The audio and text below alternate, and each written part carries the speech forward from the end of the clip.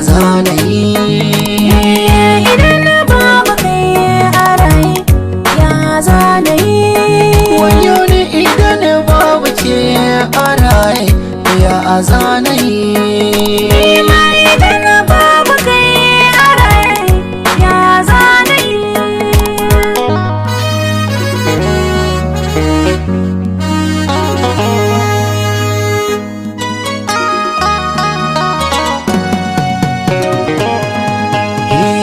Na saba da ke batun yau ba mu taɓa rabo ba, ko a wani lokaci muna a tare baki ya da ni ba. Baki taɓa fushi ba da ni ya so ban yi mantuwa ba.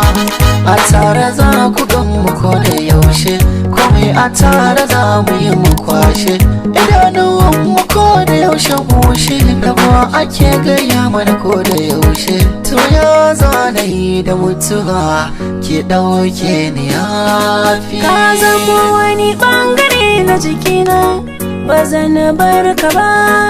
Ni na rike ka so na gaskiya ne, ba zan sake ka ba. Idanuwa na da buɗe su ba su gane ka ba. Daɗiran nan ba zan ji ba, komai ba zan iya shi ba.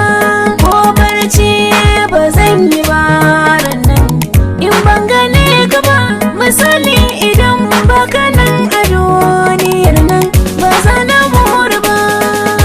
Idan babu ke a raye ya zanayi. Idan babu kai a raye ya zanayi. Mu zauna da ke tsawon lokaci abin na da daɗi, mu bata da ke cikin lokaci abun babu daɗi.